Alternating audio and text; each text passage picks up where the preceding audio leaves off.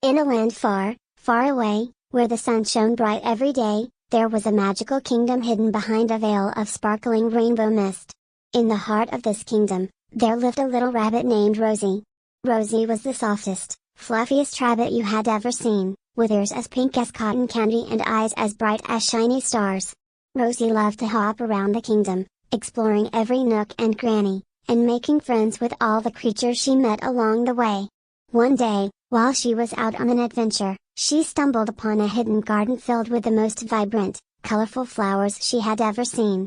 There were red poppies, yellow daisies, and blue forget-me-nots, all swaying gently in the breeze. As Rosie wandered through the garden, she came across a tiny fairy perched on a toadstool.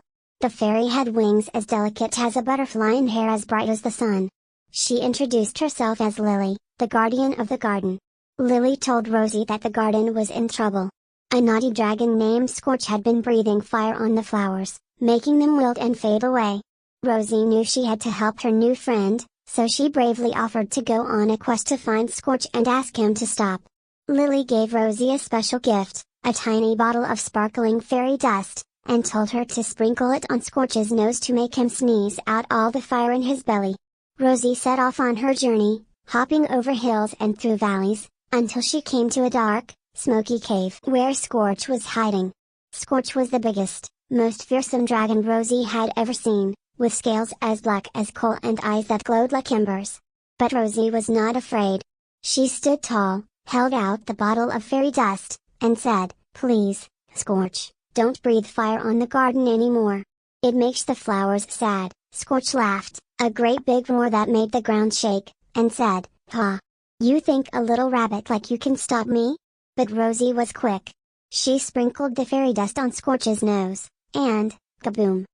Scorch let out a massive sneeze that blew out all the fire in his belly. The dragon's scales began to shine like gold, and his eyes sparkled like diamonds. He said, "Oh dear, I didn't mean to hurt the garden.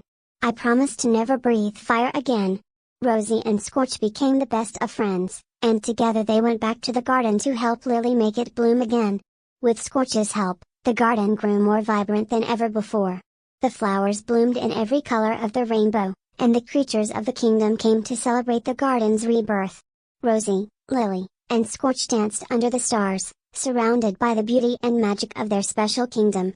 And from that day on, Rosie, Lily, and Scorch had many more adventures together, spreading joy and happiness throughout the land.